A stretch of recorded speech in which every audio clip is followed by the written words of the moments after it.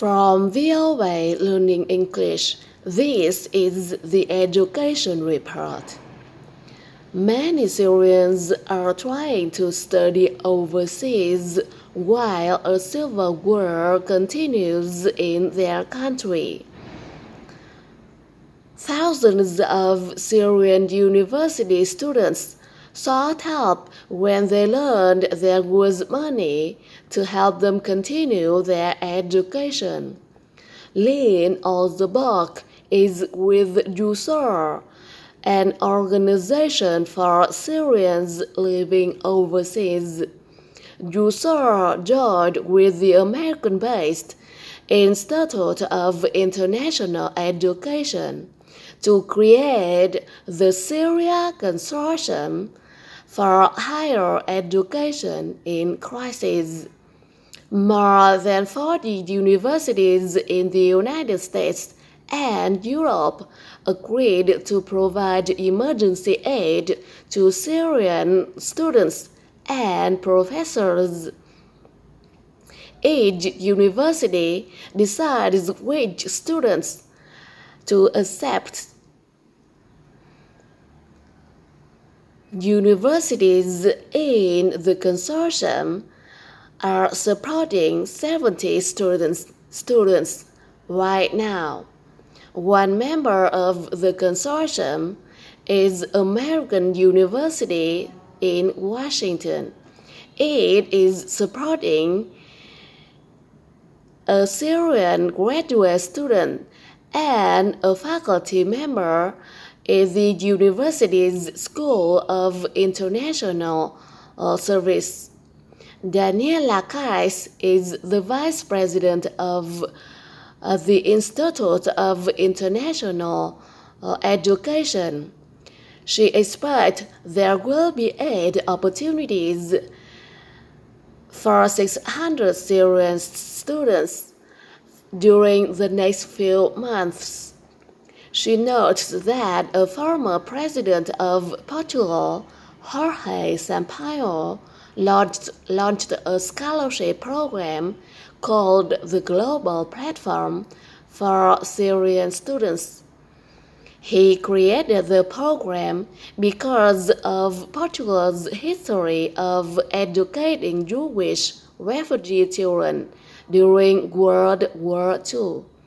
The Institute of International Education also has a Scholar Rescue Fund for university professors and researchers in any country in crisis.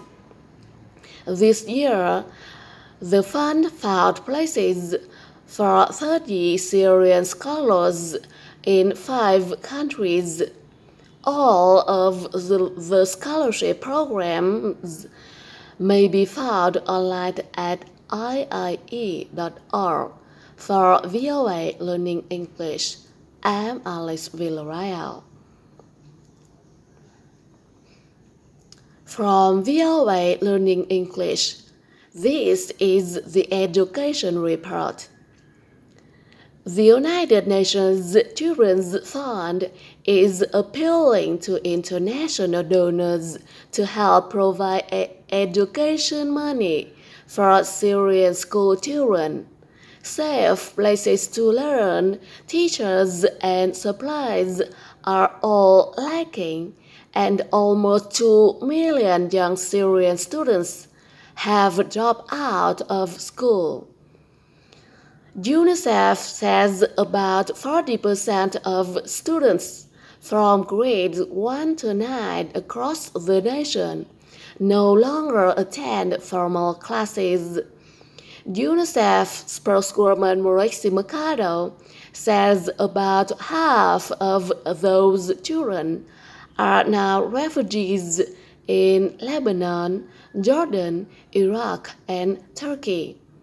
In the northern city of Aleppo, for example, only 6% of children of school age are not in school, are in classrooms. But the school year there and in other locations began as planned on September 15th, talk of a military strike by the United States had caused uncertainty about starting classes. But schools opened after a strike appeared less likely.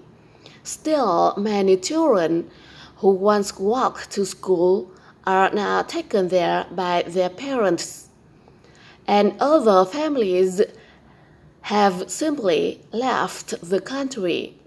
Lebanon now is trying to help about 550,000 school-aged Syrian refugee children. UNICEF says the Lebanese public education system can take care of 300,000 Lebanese children. UNICEF is establishing schools for refugee children in buses. In Jordan, UNICEF says about two-thirds of 150,000 Syrian school-aged children are not in school.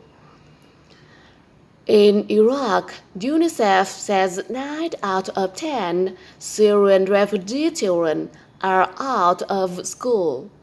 Inside Syria, Ms. Mercado says the educational system has been torn apart. Both UNICEF and the Syrian government say about 3,000 schools have been damaged or destroyed. For VOA Learning English, I'm Alex Villarreal.